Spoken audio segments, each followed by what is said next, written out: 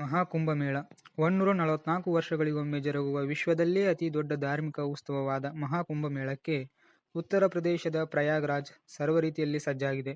ಲಕ್ಷಾಂತರ ಸಾಧುಸಂತರು, ಅಘೋರಿಗಳು ಮತ್ತು ಕೋಟ್ಯಾಂತರ ಭಕ್ತರು ಜನವರಿ 13ರಿಂದ ಫೆಬ್ರವರಿ 26ರವರೆಗೆ ನಡೆಯುವ ಈ ಆಧ್ಯಾತ್ಮಿಕ ಮಹಾಸಾಗರದಲ್ಲಿ ಭಕ್ತಿಭಾವದಿಂದ ಮಿಂದೇಳಲಿದ್ದಾರೆ.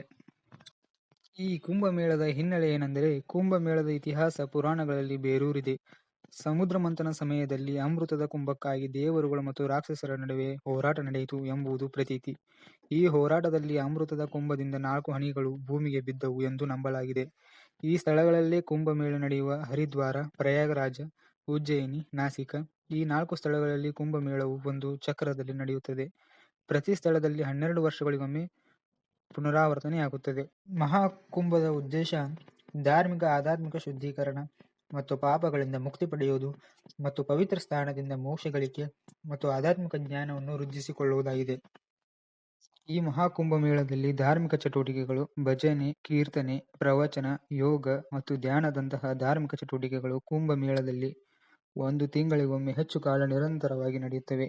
ದೇಶದ ವಿವಿಧ ರಾಜ್ಯಗಳಿಂದ ಆಗಮಿಸುವ ಭಜನಾ ತಂಡಗಳು, ಕೀರ್ತನಕಾರರು, ಪ್ರವಚನಕಾರರು, ಯೋಗಪಟುಗಳು, ಯೋಗ ಶಿಕ್ಷಕರು ಇದರಲ್ಲಿ ಭಾಗವಹಿಸುತ್ತಾರೆ.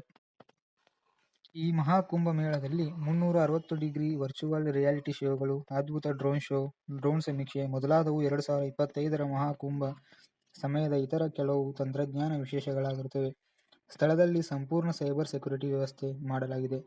ಸೈಬರ್ ಗಸ್ತು ಕಾರ್ಯಕ್ಕೆ 56 ಸೈಬರ್ ವಾರಿಯರ್ಗಳು ಮತ್ತು ತಜ್ಞರನ್ನು ನಿಯೋಜಿಸಲಾಗಿದೆ. ಮೇಳದ ಸುಗಮ ನಿರ್ವಹಣೆಗಾಗಿ ಉತ್ತರ ಪ್ರದೇಶ ಸರ್ಕಾರವು ಪ್ರತ್ಯೇಕವಾಗಿ ಕುಂಭಮೇಳ ಜಿಲ್ಲೆಯನ್ನು ರಚಿಸಿದೆ. ಈ ಜಿಲ್ಲೆಯು ಪ್ರಯಾಗ್ರಾಜ್ ನಗರ ಮತ್ತು ಸುತ್ತಮುತ್ತಲಿನ ಪ್ರದೇಶಗಳನ್ನು ಒಳಗೊಂಡಿದೆ.